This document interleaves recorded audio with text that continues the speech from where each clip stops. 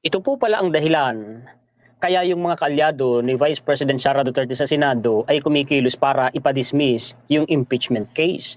Dahil may kinatatakutan umano si Vice President Inday Sara Duterte.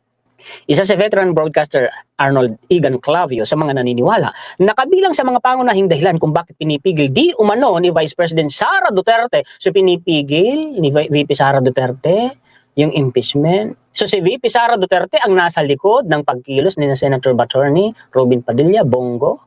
Sa palagay po ninyo, mga kaistorya, ayon umano yan kay Clavio, Arnold Clavio, na umusad ang impeachment trial laban sa kanya ay ito na ha, mabuksan ang kanyang bank account kasama ang ibang miyembro ng pamilya Duterte. Yan na nga yung sinabi ko sa vlog ko kahapon na pag yan ay nabuksan, maging yung mga senador na nagtatanggol, pumapanig kay VP Sara at nag-attempt na siya po ay isalba sa impeachment, mapipilitan niya ng mag-vote ng guilty kay VP Sara. Oo. Mapipilitan sila, bakit? Ay makikita ng buong Pilipinas, ng buong sambayan ng Pilipino ang mga ebidensya pagkatapos boboto sila ng acquit.